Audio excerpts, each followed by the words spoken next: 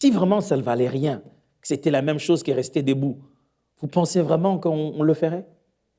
Vous pensez vraiment que Mardochée risquerait sa vie en restant debout pour ne pas juste se prosterner devant Aman qui passait? Pensez que le diable, parmi les 3 chances qu'il avait, il n'avait que 3 chances pour attaquer Jésus.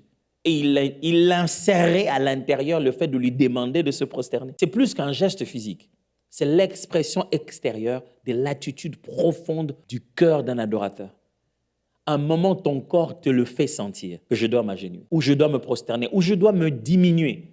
Et chaque fois que tu dis non à ça, à cause du public, à cause des gens autour de toi, une fois, le pasteur Jérémie nous a même appris comment s'agenouiller en plein milieu de l'assemblée, quel que soit là où vous êtes.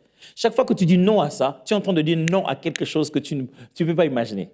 Moi, au début de ma foi, j'avais fait quelques années déjà dans ma foi, j'étais même devenu dans le groupe d'intercession, mais je n'avais jamais encore parlé en langue. Parler en langue, je n'avais pas, vous savez, moins vous en parlez, plus vous croyez davantage que ce n'est pas fait pour tout le monde. Ouais. Est-ce que tout le monde est obligé de parler en langue?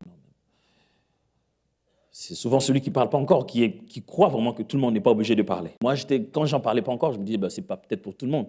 Des fois, je ressens la présence de Dieu, mais voilà, des fois, ça te fait une mélancolie, je me mets à pleurer, je dis, peut-être les autres, leur langue, c'est dans les yeux, donc ils parlent en langue.